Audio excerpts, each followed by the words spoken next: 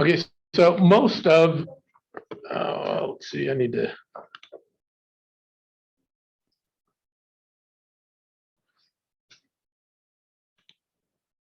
Yeah, so someone put in the chat. Yeah, so if you can make it some days, that's good. If not other days, then we will do it this way. Now I've got to remember I'm sharing my screen here.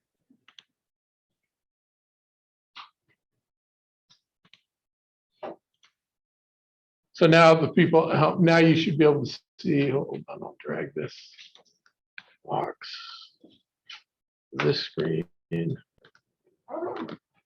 Okay, so I'll start over again because I didn't. So you can come in here to the home screen. Most of the assignments will be under the modules section. What did I do here?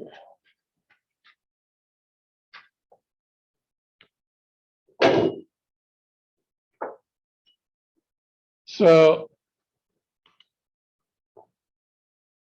but most of the work is going to be done in this McGraw-Hill. And in the first section, I didn't understand this because this is the first time I've ever used the McGraw-Hill. And so in the first section, there are a ton of questions. There will not be that many questions. Yeah, there's like 100, there may be 120 or something like that. So how many? And it's supposed. Yeah, I got them already. There's 102 topics, and there's about 2 questions per topic. Yeah, so it's a brutal amount of. So I have turned that down for the rest of the chapters. So I'm sorry. I didn't know that before we got this started. I actually didn't get it, the McGraw-Hill fully set up until yesterday. So they. So I know the way that since I'm an adjunct, I'm never guaranteed a class. And so last fall, they had me sign up for a couple of classes, but then when registration happened, I think because of COVID, they took me off of all my classes, gave all my classes to full-time faculty. So I didn't have a class for the business department in the fall of last year. But I did get one art class because I teach art classes here too. So I got one art class, and then in the spring, they were doing the same thing to me. And so I didn't get a business class in the spring, and I didn't get any classes from any departments in the summer. And so I didn't know if I was going because no one had slated me for any classes 2 weeks before school started. So I reached out to a couple of the departments. I'm like, hey, I'm available if I can teach classes. So like with a week before school started, 2 departments said, okay, we've got 1 class for you to teach. And I'm like, hey, I'm going out of town. I'll be out of town for a week. They're like, that's okay, we can cover for you. But I didn't get this all set up, and I'd never set up the other class or this class. So I've had problems in both classes. So the McGraw-Hill, most of it will be done through this McGraw-Hill.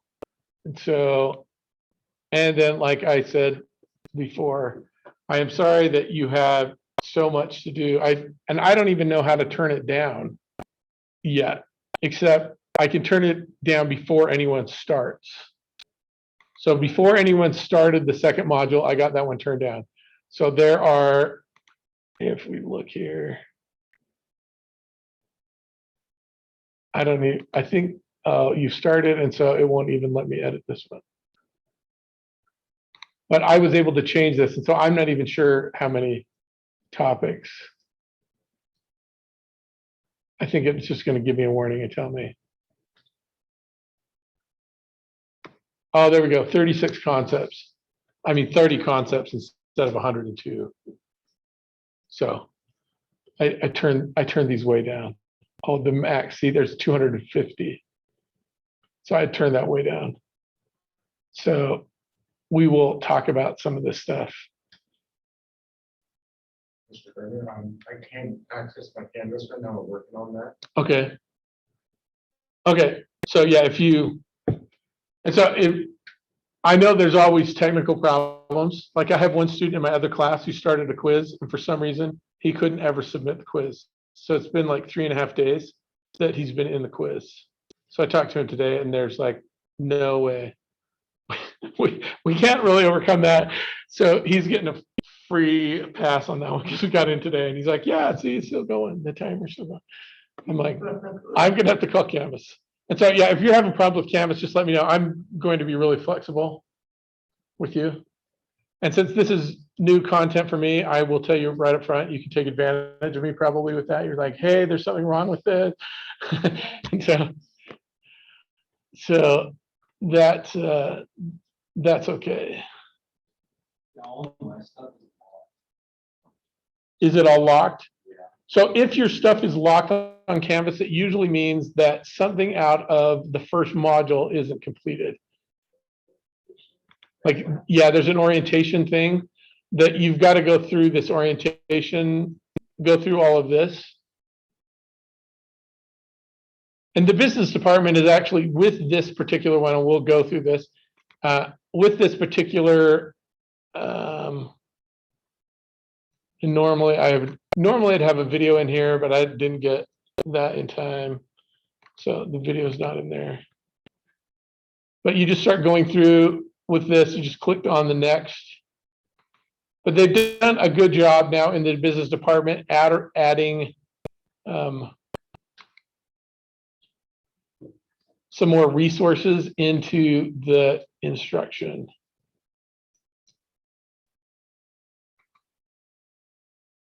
So one of the things too is it's standard that for every day late an assignment is, that it's standard that they will dock you 5%. And maybe it's just the quizzes. But anyway, I think it's set up that way. I actually changed that, so it's only 2% per day. So, because I realized stuff was going to happen, and then I've had some crazy stories from students about stuff that was going on. And if I feel inclined, I will help you out more than that. But with this new class, I'm not sure I can help out as much as I have been able to in the past. It is cool. They've got, and I've seen many of you have already done this, the kind of schedule your time out on the Google Calendar, which is a really good exercise. I've seen that done in other departments where they've had the students kind of schedule that out. If you will really get a lot more done if you schedule the time and you stick to your time limits. So, and so under this section, it's got a bunch of things if you drop these down. So they've got all of these. Says on, oh, that's just advising. So how many of you, this is your first semester SLCC? Okay, so if it's your first semester at SLCC, I recommend you talk to a counselor to kind of get your stuff in order. Because in SLCC, you can't just take a bunch of generals and then pick a major at the end and say, oh, that's good. Don't do that. My daughter started SLCC a couple of years ago, and she's really kind of stubborn. I'm like, hey, let me help you through this process. Let's get this taken care of. She's like, I've got this. And then after like 2 semesters in, she's like, I keep changing majors and so it keeps dropping some of the classes that I've taken. So they don't count. So if you don't know what you're going to do, they have like a general degree, just take the general degree. But get in touch with an advisor and kind of understand what you're going to have to do and find out if you want to change to something else. Find out what the consequences are going to be if you do that. So, and I'm not exactly sure on all of the policies, but some of the classes like this one can go into lots of different majors, the business 1010. So, but if you're like, let's say you're really into art, or you're really into communications, and you take some 200 level class or 2000 level class, that may not transfer over to a major that you've switched into or switched out of. And so just be aware of that. Technology requirements. You need to have Adobe Reader. Now, I am not sure that this is the case. I know it is with the visual art and design, but you should check to see if you can get the Adobe Creative Cloud license. I don't know if they talk about this in here, but like for a couple of years ago, I realized as a teacher, they gave us the Creative Cloud license. And so you have access to the professional Acrobat, Adobe Acrobat, which is, you can do some cool stuff with that you can't do with the free version. So you can check that out. If so, you get access to like a full version of Photoshop if you want to use Photoshop. It's got Lightroom if you're into taking a lot of pictures. And I'm not for sure that that's the case. Does anyone here who is not in like a visual art and design degree, do you have, has anyone? I'm not in a degree, I've never used it. Okay, so, but what I'm wondering is has somebody tried to get access to, so if somebody wants to try to get access to that, let me know. It's fine. If not, it's not that big of a deal. So here's the privacy policies for all these things. I don't think we're using WebEx anymore. Salt Lake Community College has switched over to Zoom. I can't believe how badly WebEx got decimated by Zoom, because WebEx is just fine. I don't know why everybody hooked onto Zoom. Everybody did, and we switched over. So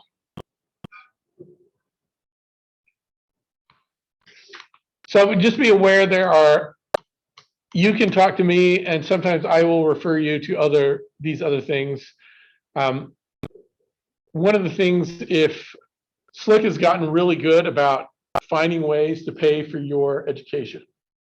And so they have all kinds of programs, but there are all kinds of programs too. Once you leave SLCC, there's scholarship money too. So I think so every public school in Utah and some schools in neighboring states, you will have automatic scholarships too if you transfer into one of those schools for a 4-year degree. So be aware of that. And so just talk to the financial aid people, try to get some advice on that. So for instance, my son, he wanted to, we started talking to colleges about how we were going to get him financed for college. And he wanted to play golf. And so he wasn't good enough to play golf for a D1 school, but he was good enough to get into a D2 school. And so he found a private school, and we found several private schools that were willing to, that were interested in him for his golf. So he's on a college golf team. And so we started looking, and there was, because of he got good grades in high school, and so he got some academic scholarship, but that only paid for about half of his tuition. What? No, it may have, well, I think it only paid for about half of his tuition. And so then we went looking for more scholarships. So we got a little bit of a scholarship for the golf, and then we found a National Science Foundation scholarship that paid for another half.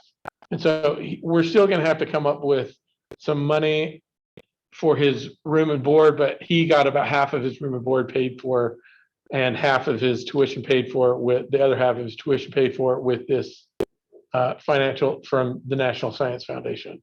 And we actually applied for lots of different scholarships. I have another son that going to school, he was working for Chick-fil-A, and Chick-fil-A gave him $2,500. He just applied for the scholarship. I don't know how many students got that. They said it was anywhere from like 500 to, and I'm not sure what the highest was, but he got $2,500 from Chick-fil-A. My son was also, he had also worked for a construction company. And while he was working for the construction company, he found out that it's a place called the ACG, and they gave him $1,000. So we walked in and they gave us $1,000 check written out to my son that he was supposed to use for school, but he probably could have used it for something else. He did use it for school. But there are scholarships like that all over the place. I had one student, he was not an American citizen, and so he was a lot more limited because he can't just go get a job. And so he found out that if he got a job, if he got on the student government here at SLCC, they would pay for some of his college and give him a little bit of a stipend so it would pay for his books. But he just looked all over the place for scholarships. And so all of his schooling was paid for, and he had scholarships up through his bachelor's degree through the U. So he graduated a couple of years ago, and he still can't, he's still not an American. Well, maybe he is now because he's teaching at one of the high schools here now, but he worked his way through. He didn't have to pay for anything. So there are a lot of opportunities for college, ways to pay for college. SLCC has done a great job helping students cover the costs and finding funding sources for you. But after SLCC, there's lots of ways. And so if you start looking into that, there's a good chance that you can find some kind of a scholarship that will, because so my one son who got the one from Chick-fil-A and the one that got, and the other one from ACG, I can't remember what the grade requirements were, but they weren't that high. So another comment about that is if you're planning on getting a master's degree in something after your bachelor's, make sure that you maintain at least a 3.0. Because I got into a master's program about 10 years ago, and I was talking to one of my friends. I'm like, hey, you should get into this. This is, it's pretty easy. They're letting a lot of people in for my MBA. And so he looked up, but he had gotten like a 2.7 or something. His average was like 2.7. And so it was going to be harder for him to get into a master's program. So just be aware of that. So hopefully, I'm not expecting you to remember any of this, but if you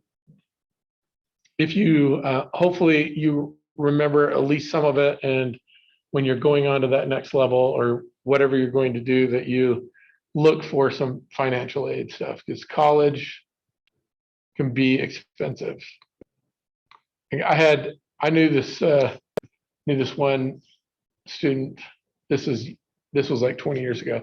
He got a scholarship for $60,000 a year to the Illinois Institute of Technology. So that sounds like a lot, but it wasn't enough. And from all of the other schools that he got accepted to, that was the most expensive option for him. He was going to have to pay like another $50,000 on top of that $60,000 every year. So he went somewhere else. And back then I wasn't really paying attention. So here's the introduce yourself. And I have done a horrible job because I've not introduced myself on that yet. So, but you can get to know some of the students in the class, whether they're here or not. So I'd like everyone to make sure you fill that out. So we've got the time management, which I think is really good that they've added this in. I'm looking to see what other resources there.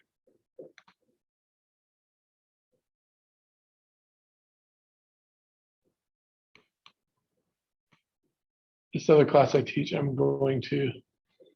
Okay, so can you all see the rubrics? I should actually change over to the student view here to see.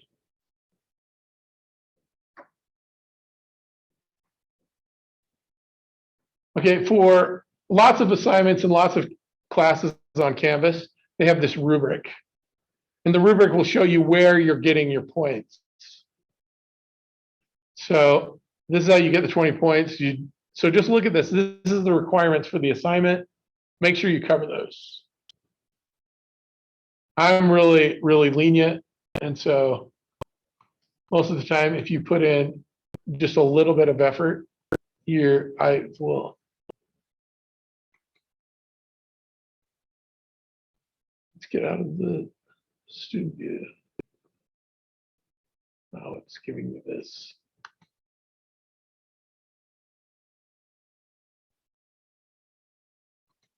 Oh, good, it just, no.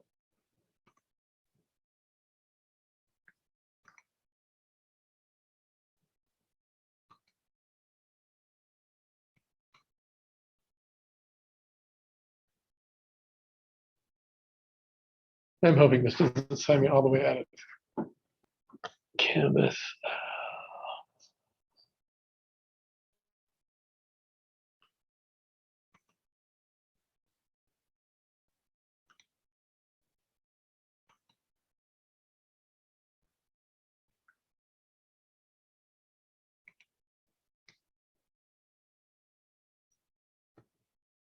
It is making me get back in. Wow.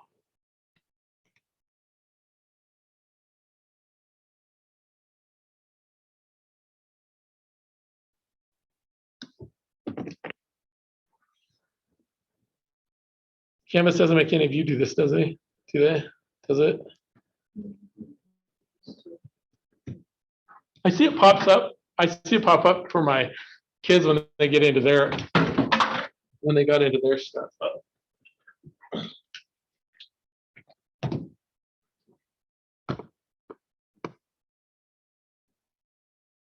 Okay, so I was hoping they'd have another page on here. The other class I teach has on this orientation module has some other things that you have access to as a Salt Lake Community College student.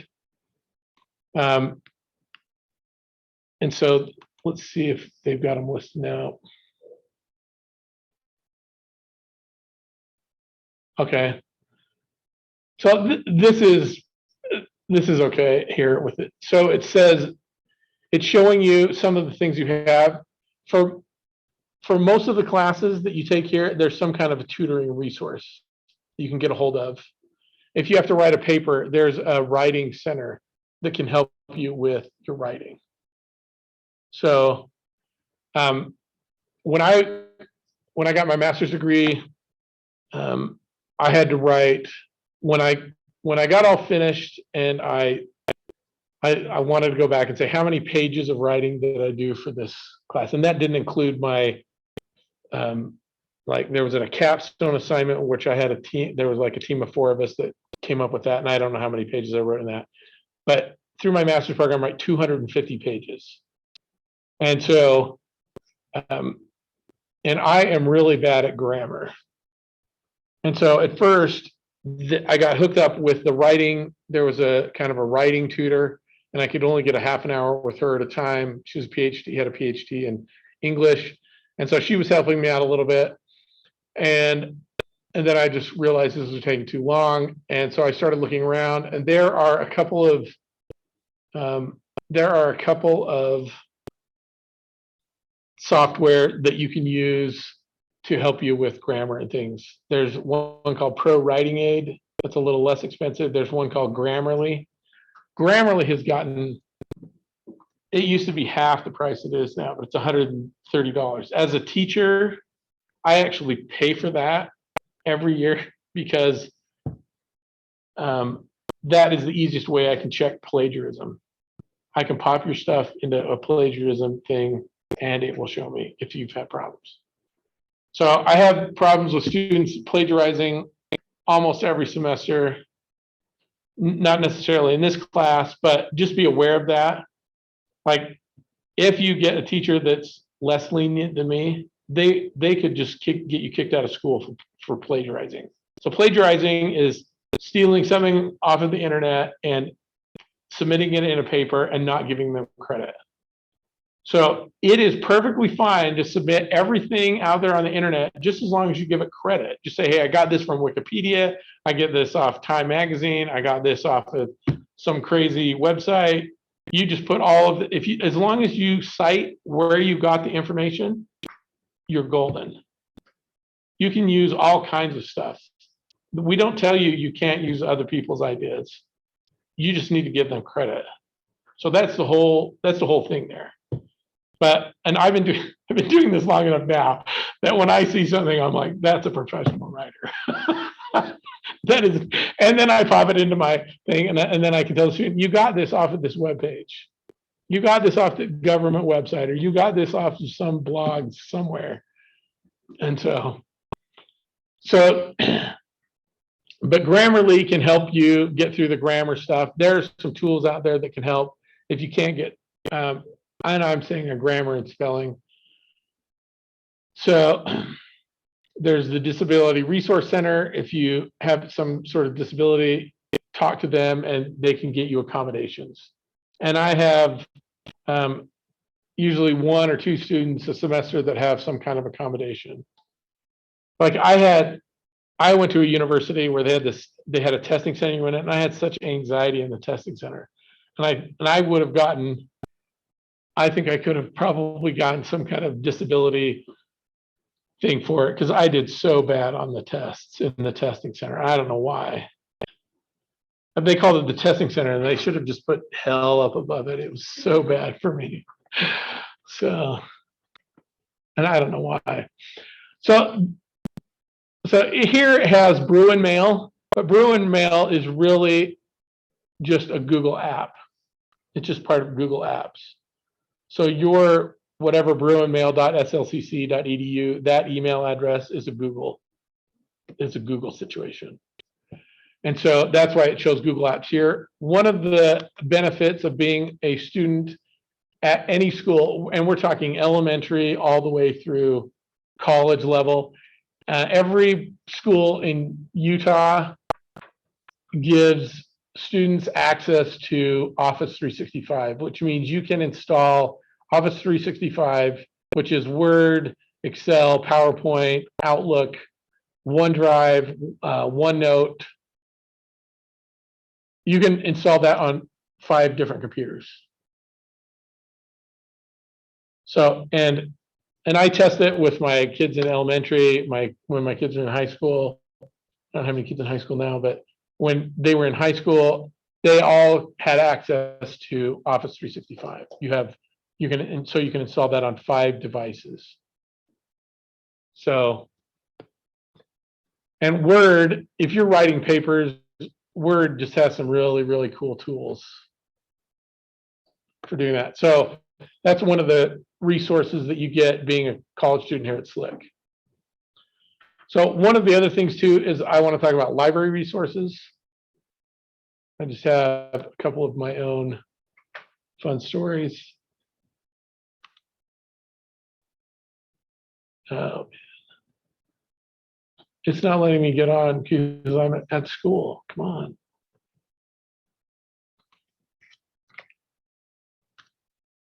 I can't believe it's not letting me get on the library at school.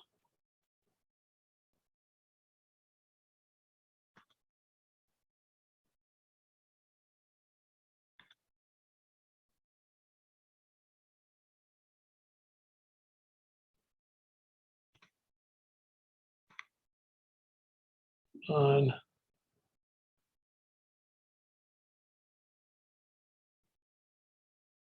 See if we can get to the library this way, hopefully. Okay, I don't know why it wasn't letting me get there. So there's the research databases. So what's interesting is sometimes you may go to like the Wall Street Journal, or you might go to the Salt Lake Tribune, and you want to read an article, and it throws up a paywall. Just says, hey, you need to subscribe if you want to read the rest of this article. You can actually go into these research databases and you can get the article through these research databases.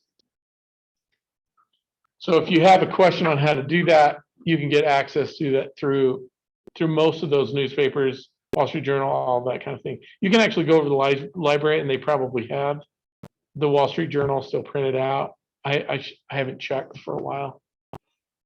But you can get some actual physical stuff if you go to the library. Is there a library on this campus? This is only the second time I've been to this campus. I don't think so. So there may be, because I know some, like for instance, the Miller campus, which is really just Salt Lake Community College's place for companies to have conventions. They do have a dining facility down there so they can prepare food for the convention. The little conventions, but they have a library there, and they also have they have at least one computer lab there that's open all the time for students. So I'm sure there's at least one computer lab open here. So, so one of the things that I like, hopefully I can get onto here, is if you're trying to learn some kind of technology thing, you have access to O'Reilly through the school here. Going back, it's like 15 years ago, I went back and got my bachelor's, and I got it from whatever they're calling the college in St. George now. Does anyone know they changed the name? What's it called now? It's not Dixie State anymore. They changed the name. Southern Utah University is in Cedar. But just recently I heard it's like St. George Tech or something. I don't know. So anyway, so I went there and they had the same thing. I had access through the library to that. And so my first job, I was working as a software developer, and the company I was working for was a Microsoft. They were using Microsoft technology. And back then it was a lot harder to find. Stack Overflow wasn't as good back then. And so to find information from them, I would come in here and I was doing C#.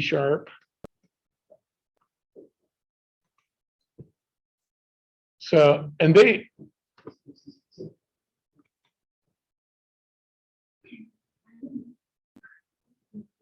somebody look it up. Yeah. What's I it? did. It's Utah Tech University. Utah Tech University. See, there We we. changed it on June 29th. So, well, they said they changed it on June 29th. They didn't announce that for quite a while.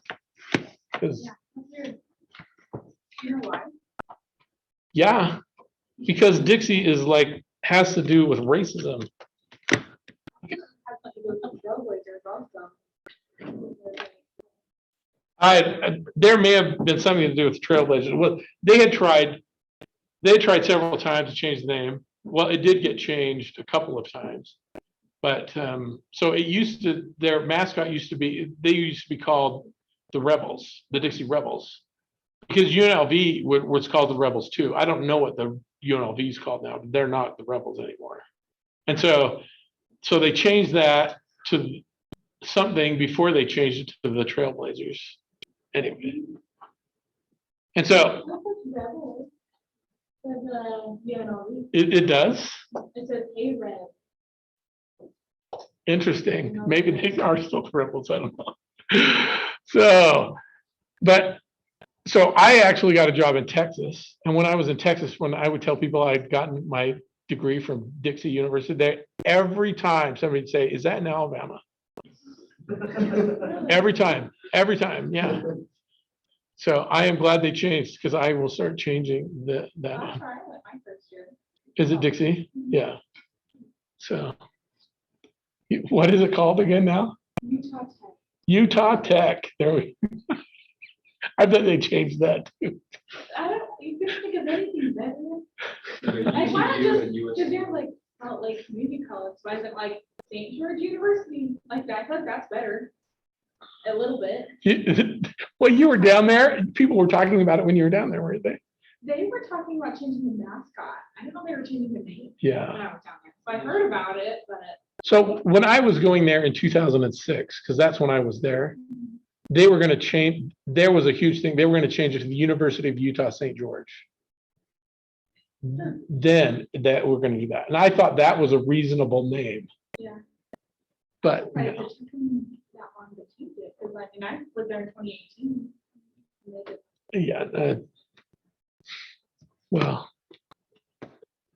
there was a lot of people in St. George that just would get so upset about it, that have a lot of money in St. George that would get upset about it, and they were the ones that kept kicking that down the road.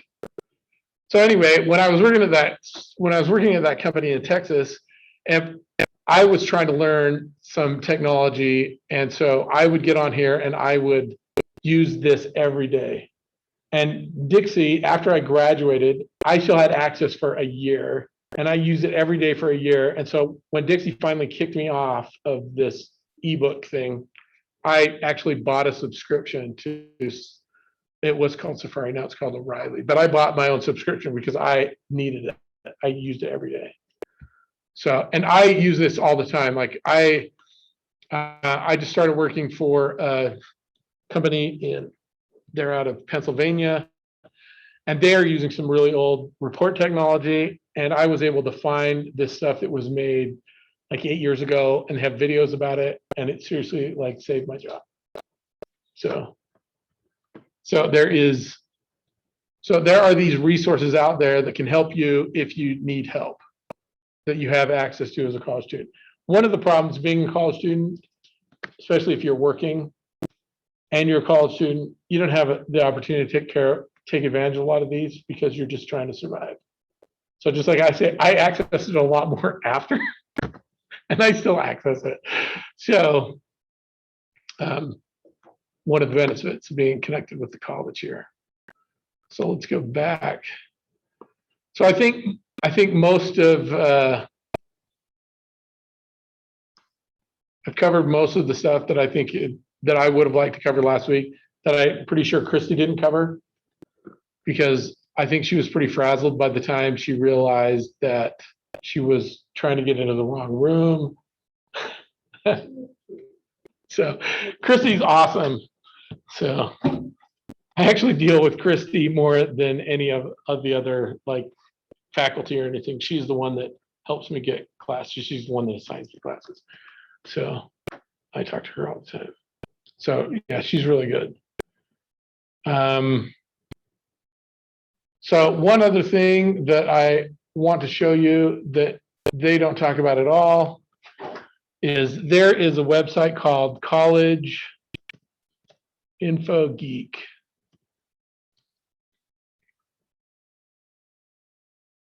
So this guy's been graduated now for more than 10 years, maybe longer, but he has some of the best advice on how to hack school.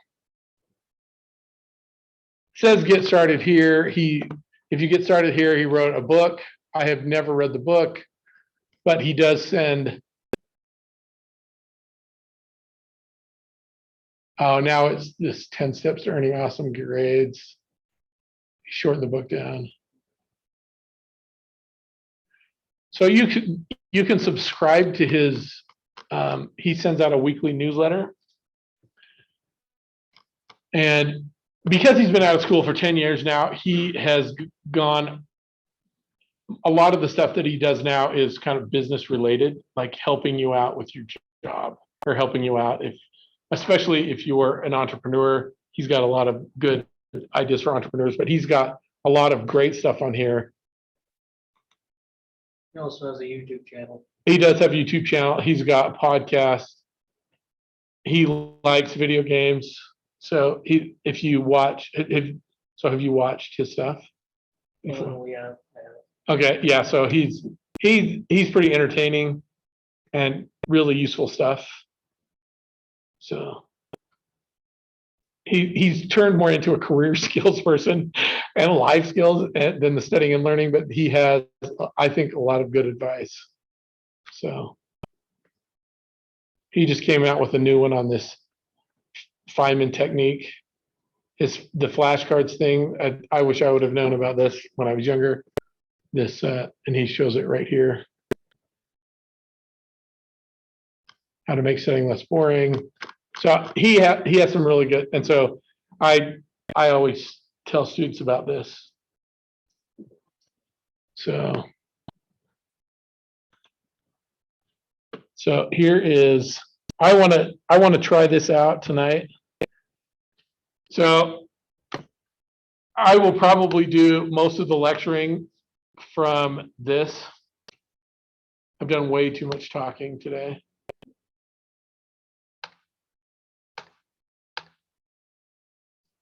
Okay. So this is business 1010.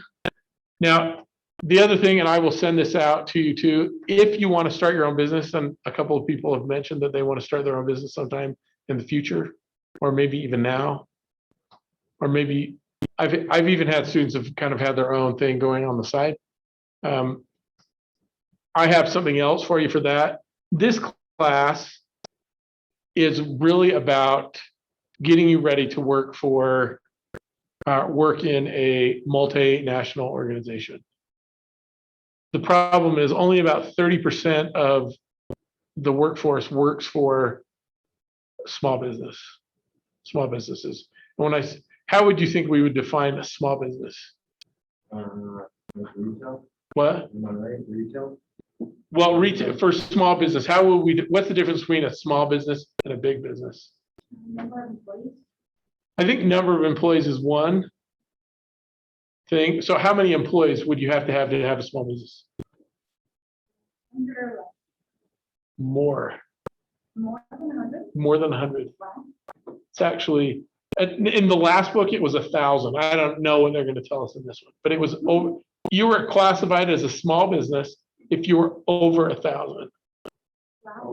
But saying under 100 is really like 70% of businesses in the United States. And so most of us are working for companies with less than 100 employees. However, if you can get into a multinational, because I've worked for a couple of multinationals, it can be really good because they've got all kinds of benefits. There's not a lot of freedom. They want you to show up and clock in type of a thing, but the benefits and the security is really good. Like you mean multinational, something like Walmart, right? Yeah, Walmart's what I would consider multinational. But someplace like I worked for a company that was eventually bought by Xerox, and they were multinational before they were bought by Xerox. And so it was really nice because I was working in a department and we had these document scanners. What's funny is you can buy them for like $2,500 now, but they were about $120,000 for a document scanner. And my department had 50 of those. And so when we wanted new ones, it was a big deal. But then when the multinational bought us, it wasn't as big a deal to buy a $50,000 scanner. So if you can get into a multinational, there's some benefits, and they'll have tuition reimbursement and things like that. That is another thing. There are certain companies that are really good to work for, like I'm not sure if eBay is. I'm not sure if eBay is like this. I think eBay is now. Do you work for eBay? No, I was like, is Costco one of them or? I don't know if Costco's a really good company to work for, but I don't know if they do tuition reimbursement. I did see, as I drove through McDonald's this week, that they're offering tuition reimbursement. Oh, maybe I'll do it. Yeah, so Old Navy is more a multinational type company, and so there's a lot of them that offer, but yeah, Amazon. So also multinational. Amazon.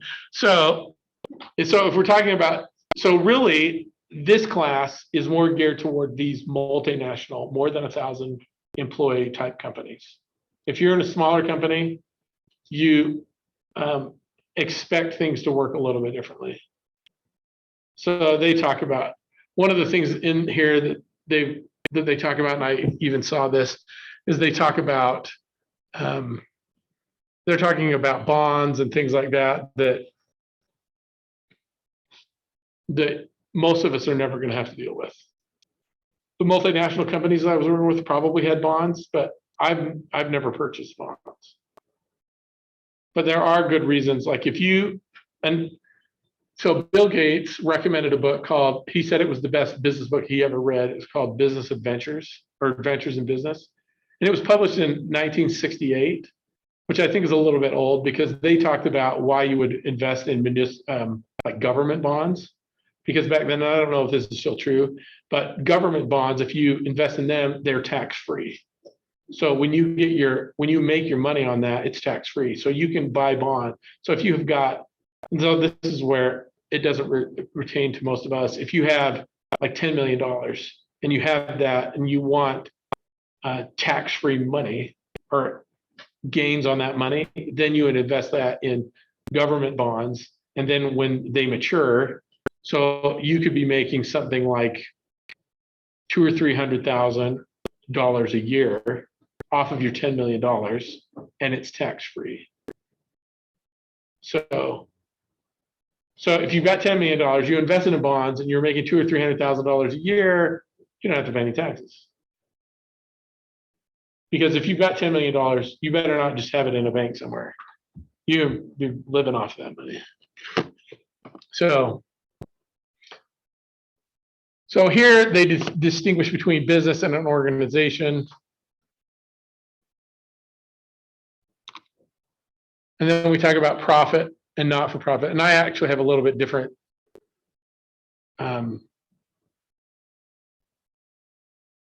so the for-profit companies, we know they're trying to make money.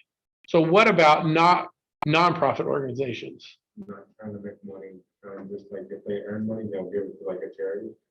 Okay, so when they say nonprofit, you think they're not trying to make money. Is that really? No. A lot of nonprofit companies are trying to make money and have a lot of money. But the one thing that with the nonprofit, so with the profit companies, so let's say I make $10 million and $1 million of that is profit, which is pretty good. How much is the government going to take? So after I paid for all my expenses, I have $1 million left over. Like 5-10%. It could be as high as like 50%. They'll take a lot of that. So you really have to be careful about profits. That's why big companies do all kinds of things to lessen the tax burden. And nobody really knows how much taxes they're going to pay. They just wait. They just submit their taxes and then they get a bill. And bigger companies, it's really crazy. So the biggest check I've ever seen in my life was for $123 million. It's a lot of money. And the reason I saw that check is because it was tacked onto a bulletin board in the company I was working for. I'm like, what is that? He's like, the CFO, chief financial officer, said, we got a rebate from the government, but we don't know if it's a mistake or not. And if you cash the check and it's a mistake, they charge you interest. So he's like, we have not figured out yet if that is real or not. And I worked there for 1.5 years, and for about the last 6 months, it was just posted on that. I'm like, wow. I'd be so tempted to just cash that, take the cash, and then run. So That's crazy to just have it out for people, like, for you to see, right? When they like put it away. well, I think they wanted everyone to remember that, like, if somebody from the government called, that they would know exactly what to talk about. So I think that's, and it wasn't a huge company. It was a smaller company. I mean, we had like 70 employees. And so it was just stacked up on that. And maybe it was just a conversation piece too. So I can tell people it was the biggest check I've ever seen in my life. So do nonprofit organizations, can they get profit, or I guess revenue from like selling products, or do they more like get it from donations or something? okay, so if you go to Savers or DI or Goodwill, what are they selling? Used clothing. The people have donated that, but they're basically selling products. They're selling a product. So the other thing I like to talk about with nonprofits is the Red Cross is a nonprofit. Okay, so, but just like Goodwill and these other things, like, sorry, I don't know your name yet. What's your name? My name's Zach. What? Zach. Zach? Yeah. Zach. Okay, Zach. So like Zach was saying, they need to make revenue. They're trying to make revenue. So what do they do with the revenue? Use it for expenses. Use it for expenses, pay people. So I read a story one time about the director for the Goodwills in Texas. They gave him some kind of incentive and he was making $600,000 a year. So the guy running Goodwill was making that kind of money. So these companies are about making money. They just don't have to report any profit. They just have to show everything as an expense. But they have to have cash. So they just say, oh, this isn't our cash account, but we're going to spend that. We're going to spend it all. So how does the Red Cross get revenue?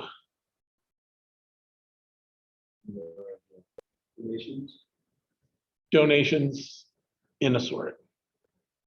What do we all give to the Red Cross? Blood. Do you know how much it costs for a pint of blood?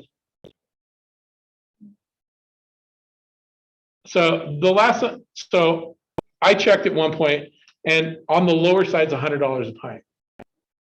On the higher side, like during and I just recently talked to somebody that went into the hospital and they got charged $8,000 for a pint of some kind of rare blood.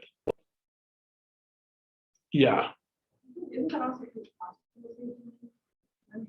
Well, the hospital may be double charging for the blood, but they had to pay for the blood from the Red Cross. So that's how the Red Cross makes their money, which makes me less willing to like donate blood. Oh, I was just like, something. Oh yeah, Never that's thought about it. and yeah, that's crazy, but that's how the Red Cross makes their money. And that's why the Red Cross, like in a natural disaster, the Red Cross can come in and can spend so much money because they don't really care how much money they're spending. So a not-for-profit does not necessarily mean no revenue. So that's a good point. So that's why I want people to realize there are some nonprofits that just don't make any money, that live on donations, and some of them really do go bankrupt because they can't get enough donations. So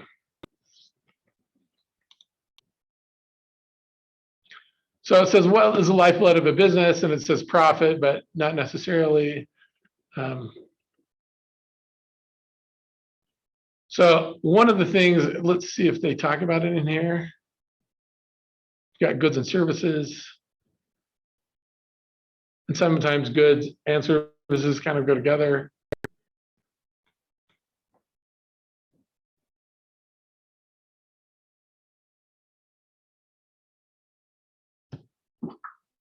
So, but one of the things that we'll talk about later is cash. How much cash you have is really what determines how well your business is doing. How much cash you have. Because there's some companies that are doing just fine, but they run out of cash. And if you run out of cash, that's when companies start to declare bankruptcy. So, but this is an interesting slide here, the evolution of the US economy. So at the turn of the 19th century, how many people worked in agriculture? So this was from 1800 to 1900. 70%. So like today, what percentage of the US population works in agriculture? It's like 3%, but 0.5. Yeah, it's down. So something interesting, I was listening to something, and this guy was making the argument that the hunter-gatherer really had a more leisure lifestyle than we have today.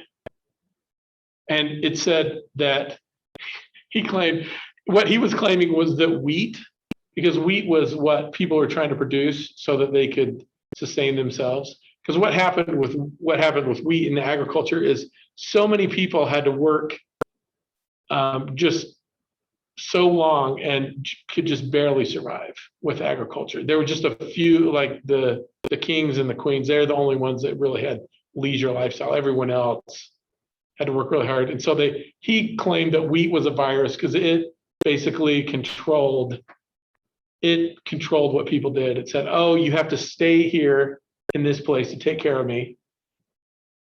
And then the more people you get around, the more of this you're gonna have to grow. So it just kept, it was basically forcing people to live to move into agriculture versus the hunter-gatherer, which is a crazy idea. But we move to the industrial economy. So every time we make one of these steps, the idea is that we're going to make life better for everybody. So, and I think after thousands of years of agriculture, we moved into the industrial economy, people's lives, at least in the developing world, have gotten better.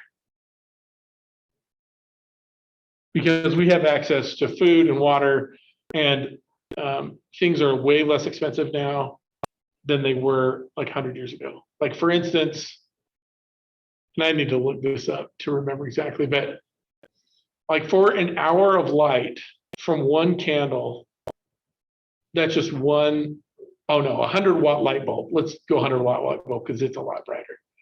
So for you to sustain an hour of light in like 2400 BC, how many hours do you think that took? For 1 hour of light. 10, 12 hours. Sorry, I'm gonna have to look this up. Oh, it's, I was trying to do that. Right.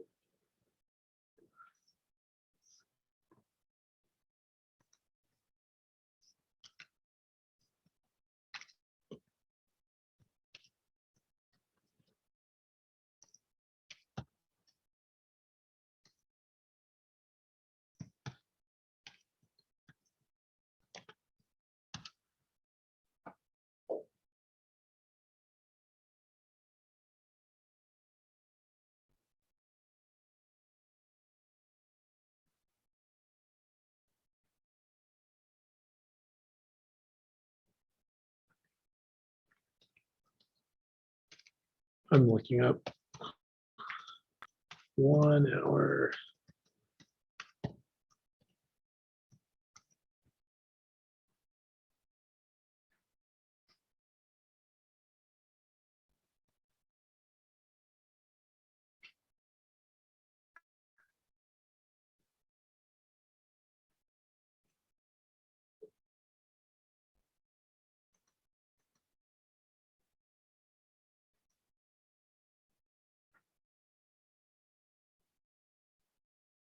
Okay, so this one I'm looking at. So it's 1700 BC for 1 hour of light from a 100-watt bulb would take you 400 hours of work.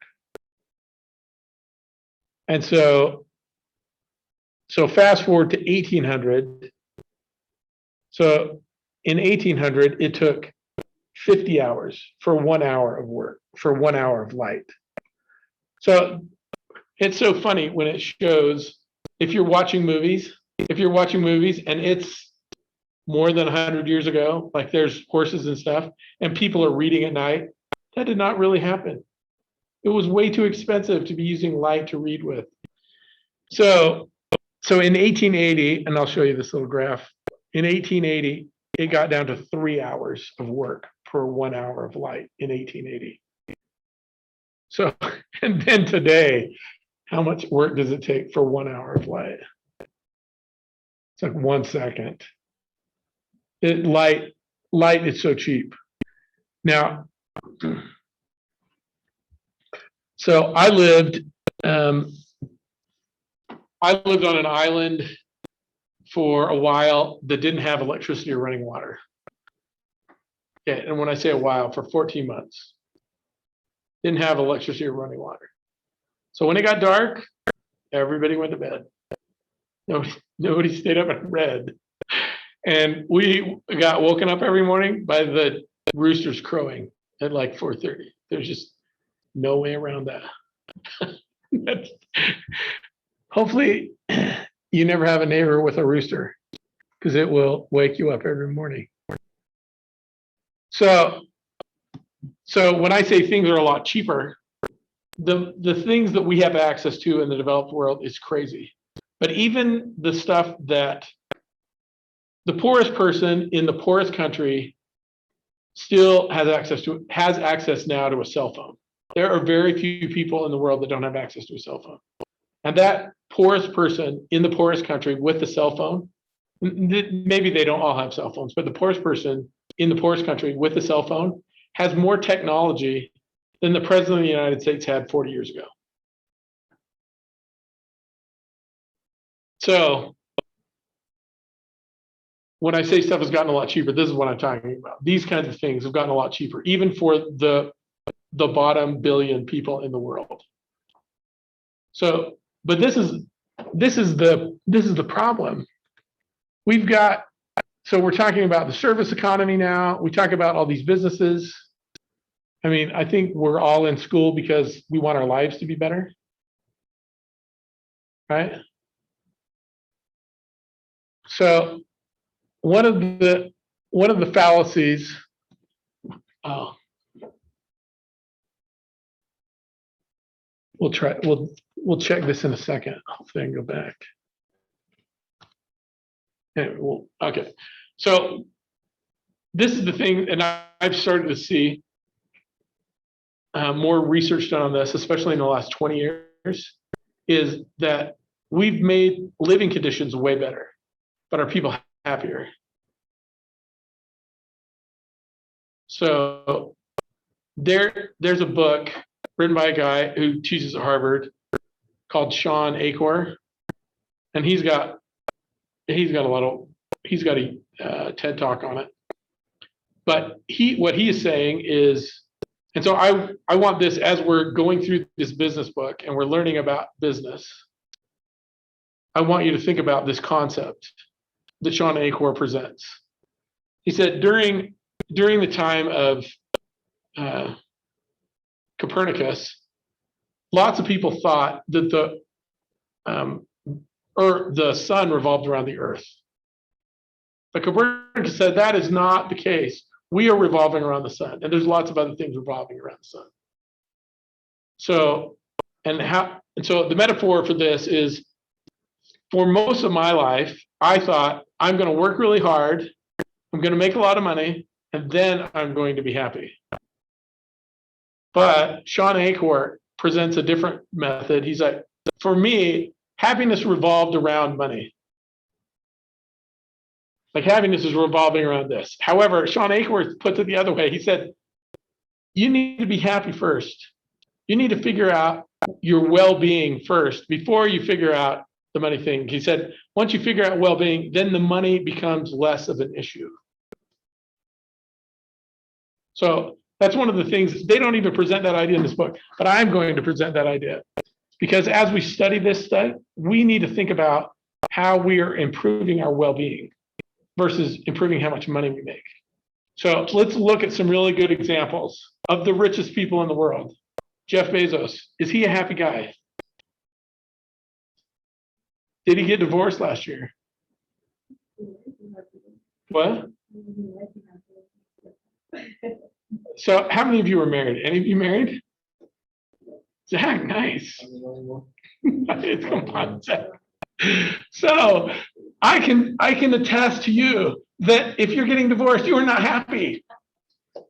You don't get divorced when you're happy. People say happily married for a reason. So, and it's hard work.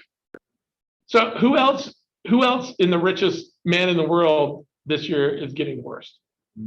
Mark Zuckerberg, right? I don't know if Mark Zuckerberg is yet.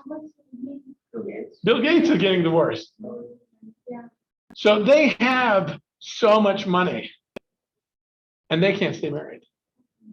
Think about in the last year or in the last 10 years, how many celebrities who have so much money have killed themselves.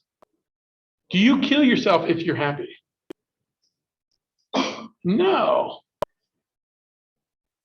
So I want that to be an underlying theme. It doesn't talk about that in the book, but as we study business, and for me, like, so this is my introductory story. We have like 2 minutes and then I'll let you go. But this is my introductory story. My dad was an artist and he still is an artist. He's a really good artist.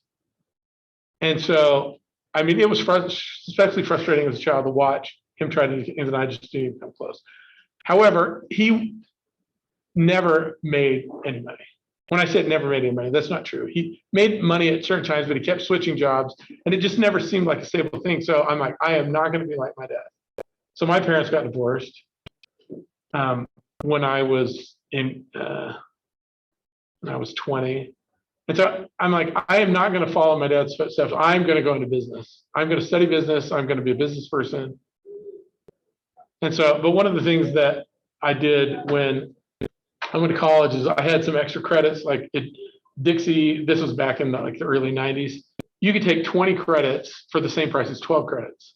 So I knew I only need 17 credits a semester to really kind of graduate faster. And so what I did is I started taking ceramics classes. I love ceramics. I'm like, man, I would love to do this for my life. But I'm like, no, I don't want to be like my dad. He can't make any money as an artist. And so I'm like, I'm just going to do business. And that's what I did. I got into business and I've been in business, kind of the technology business my whole life. Well, I had only gotten my associates at Dixie. They didn't have a 4-year degree when I went back in the early 90s. And so I was working for a company for 10 years. I'm like, I should probably go back and get my bachelor's. And the fastest way to get finished was to go to Dixie. So I went to Dixie, the same thing. I had extra credits. I'm like, I'm going to take some ceramics. So I went into the ceramics class. There was an adjunct office and it had 3 people's names on it. And one, I'm like, I recognize that name. There was a guy in my ceramics class that was, that had the same name. Sure enough, it was the same guy. So what he had done is he had gone and gotten his master's in fine arts, done ceramics, and he was the head ceramics teacher at a college in Texas. And him and his family decided they want to move back to St. George. And so he knew that the ceramics professor was going to retire in a couple of years. And so that he's like, I want to move back to St. George. So he started talking to him and it didn't seem like it was going to happen right away, but he found a job at the junior high teaching ceramics. So he was actually teaching ceramics at the junior high, adjuncting at the college. And when I talked to him, he had gotten enough notoriety with his pottery that he could, so this was 15 years ago, for a teapot, he could make $1,200 for one of his teapots. So, and there's also an art teacher down at Dixie College named Dale Parson who gets and this was 10 years ago, well, 12 years ago when I was there, he was making about $12,000 a portrait. And if just like a painting this size, Dale Parson, he was teaching at Dixie College, painting this size, he gets like $25,000 or $30,000 for painting. And that was like 12 years ago. So it's even more than that now. So you can make money as an artist, but you have to get an MFA. And one of the ways you can do it is you get an MFA, you teach at a college, and then you just paint on the side. And so I asked Dale Parson, I'm like, what did you do? He's like, for the first 10 years after I graduated with his MFA, he's like, I painted 10 hours a day, 6 days a week. And so he was just producing paintings and getting them into galleries, whatever. And finally, he got enough notoriety that that's what he's making. So you can make money being an artist. So and my friend is he's now the ceramics professor down at Dixie. Sadly, Glenn Blakely passed away from COVID. He was the professor before. But you have the opportunity to do that. But keep that in mind as we're going throughout this class, that we're trying to make each other happier before we're trying to make each other rich. Because rich is not going to make you happy. I just gave you plenty of examples of rich doesn't make you happy. So that's it for today. Thanks for coming to class. We will take less time next week because I don't have the introductory stuff. And so next week, those of you who come to class, I want to make sure I have everyone's name memorized. So I will print out your names on a card and take a picture. So be prepared for that. I'm not going to put it on YouTube or anything. So how do I get my cameras to work even trying all these techniques? To get Canvas to work for you? Yeah. So do you have your computer? I do. Can you bring it? Yeah, let's take a look at it. I do. Let me know. I just have a question on this. Okay. I don't know if I did it right. I just did my Google Calendar. Did you Because- submit it? Have you submitted it Yeah. yet? So of all the stuff that I've seen, it looks right to me. Okay. So I'm so just what's your like, name? Sophia. Sophia. Lopez. Yeah, that's the only one I really had questions on. I'm like, I don't know if this is right, but I think for the most part. Hold on just a second. Let me stop the recording. Okay. Yeah, I should have messaged